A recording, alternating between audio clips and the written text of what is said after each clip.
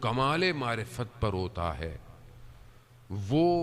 کوئی بھی وہ کام انجام دینے کو یعنی اس کے وجود ہی میں نہیں ہوتا کہ وہ ان کاموں کو انجام دے جو انسان کو خدا سے دور کر دیتے ہیں۔ اور یہ صفات بڑھتی چلی جاتی ہے، اولیاء خدا ایک مرتبے پر ہوتے ہیں، اور پھر عصمت کبریٰ جو خدا نے دی اولیاء انبیاء کو، ائمہ علیہ الصلوۃ والسلام کو۔ خواتین میں سے بہرحال جن خواتین کو قرآن بھی یاد کر رہا ہے، جن خواتین کو روایات بیان کرتی ہیں، ان میں سے جو سب سے بڑا درجہ عصمت کا ہے وہ حضرت فاطمہ سلام اللہ علیہا کا ہے۔ محمد، اب یہ مقام اتنا بلند ہے کہ شاید ہم اور یقیناً ہم وہ توصیف اور وہ وصف اور وہ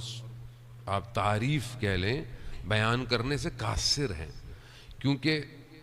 معرف جو ہوتا ہے یعنی جو ایک شخص کسی کی تعریف کرے تو اس کا جس چیز کی وہ تعریف کر رہا ہے اس کا جاننا ضروری ہے، یا اس کے بارے میں اس کی نالج انفارمیشن ہونی چاہیے۔ ہماری اتنی حیثیت ہی نہیں کہ ہم اس خاتون کی تعریف کر سکیں کہ جو سر کائنات ہے، یعنی انسان کو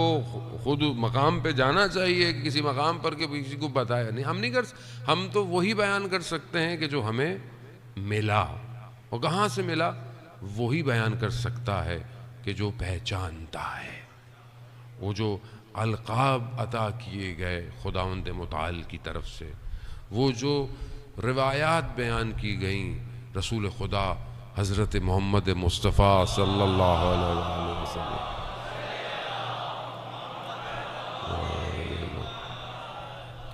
وہ خود اس خاتون کے لیے۔ اور یہاں پر کہ اگر کسی کی زندگی کو کمال پر دیکھنا ہے تو زندگی کا کمال ہندسوں پہ نہیں ہے کہ مثلا کسی نے جو ہے وہ 50 سال زندگی گزار دی، 60 سال زندگی گزار دی کہ وہ کمال نہیں۔ یہاں کمال اس زندگی کا ہے کہ وہ کم مگر کیسے گزاری گئی، یعنی کہنے کو 18 بہاریں ہیں زندگی میں، مگر یہ 18 بہاریں اتنی وسیع ہیں کہ پورے طول زمان میں اس سے بڑی خاتون کوئی بھی نہیں ہے۔ یعنی یہ 18 سال